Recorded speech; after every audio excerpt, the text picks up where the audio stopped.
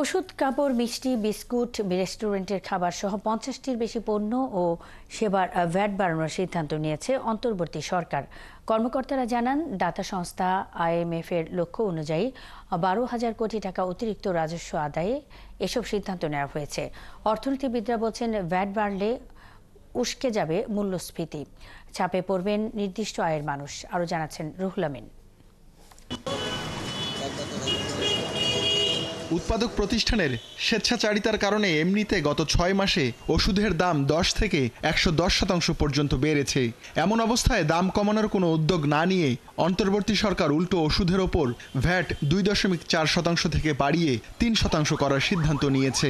আমার নিজের open art হওয়া, আমার বাবার ওপেন আর্ট হওয়া, আমার মা রিং করানো, মান্থলি আমার নিজের ওষুধ কিনতে প্রায় ১৮-১৯-২০ হাজার টাকার আমার মেডিসিন কিনতে হয়। এখন যদি গভর্নমেন্টের ভ্যাট বাড়িয়ে দেয় তাহলে তো সেই ক্ষেত্রে আমার জন্য খুব কষ্টকর হয়ে যাবে। এসি রেস্টুরেন্টে খাবারে এখন ভ্যাট ৫%, এটি বাড়িয়ে ৩ গুণ করা হচ্ছে।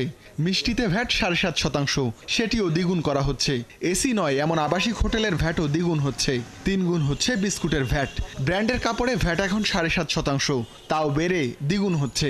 সরকারের এসব সিদ্ধান্তে উদ্বিগ্ন ব্যবসায়ী, ক্রেতা দুপক্ষই। ব্যাটটা বেড়ে গেলে ওভারঅল সবার উপরে এটা একটা প্রেশার পড়বে, সবার উপরে চাপ পড়বে। কারণ যদি ব্যাট রেস্টুরেন্ট উপর থেকে বেড়ে, অবশ্যই আমরা দেখা যাচ্ছে আমাদের কস্টিং হাই হয়ে যাবে। অর্থ বছরের মাঝপথে ভ্যাট বাড়ানোর তালিকায় আছে টিস্যু পেপার, সিআর কয়েল, আচার, ম্যাট্রেস, সাবান, ডিটারজেন্ট, এলপিজি গ্যাস সহ ৫০টির বেশি পণ্য ও সেবা। ভ্যাট আইন বিশেষজ্ঞরা বলছেন, নিত্য প্রয়োজনীয় যেসব পণ্যে ভ্যাট বাড়ানোর উদ্যোগ নেওয়া হয়েছে সেগুলোর দাম বেড়ে যাবে।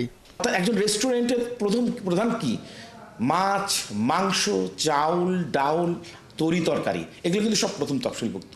এটি যখন প্রকুর করছে তখন কিন্তু তার কিন্তু ভ্যাট দিতে হচ্ছে না, কিন্তু এটা যখন প্রোডাকশন করছে তখন তার সমুদ্রের উপর ভ্যাট দিতে হচ্ছে। কাপড়ের ক্ষেত্রেও একই, কোনো রেয়াত সমন্বয়ের সুযোগ নাই। মিষ্টির দোকানের প্রধান কাঁচামাল কি? দুধ। সেই দুধের উপরে কিন্তু প্রথম তফসিল দেওয়া অব্যাহতি। তা ওই প্রথম তফসিলে যখন কিনছে তখন তো সে ভ্যাট দিয়ে কিনছে না। অর্থনীতিবিদরা বলছেন, ভ্যাট বাড়ানোর ফলে বেশি ক্ষতিগ্রস্ত হবেন নিম্ন ও মধ্যবিত্ত মানুষ। হোঁচট খাবে মূল্যস্ফীতি কমানোর উদ্যোগ। রাজস্ব বাড়াতে, আয়কর আদায় ও ফাঁকি কমাতে গুরুত্ব দেওয়ার পরামর্শ তাদের। এগুলো অনেকগুলোই নিম্ন মধ্যবিত্তরা অনেকেই ক্রয় করেন এবং সেই সব সেবা গ্রহণ করেন, এবং তার ফলে তাদের উপরে একটা বাড়তি চাপ তো হবে। এবং এমন একটা সময় যখন নাকি উচ্চ মূল্যস্ফীতি, খাদ্য মূল্যস্ফীতি, এগুলোর কারণে তারা একটা চাপের মধ্যে আছেন। কিন্তু অন্য দিক থেকে সামষ্টিক অর্থনীতিকে তো আবার স্থিতিশীল করতে হবে। আমাদের দেশে উন্নয়ন প্রকল্প তো সব কিছুই আমরা ঋণ নির্ভর হয়ে গেছি। এখন সেখান থেকে বের হতে গেলে সরকারের রেভিনিউ বাজেটেও একটু সারপ্লাস দরকার হবে। ভ্যাট বাড়িয়ে অতিরিক্ত ১২,০০০ কোটি টাকা আয় করতে চায় এনবিআর। যদিও বিশ্লেষকেরা বলছেন, হার বাড়ালেই আদায় বাড়বে না, বরং ফাঁকি বেড়ে যেতে পারে, কমে যেতে পারে ব্যবসার বেচা কেনাও। রুহুল আমিন, ৭১, ঢাকা।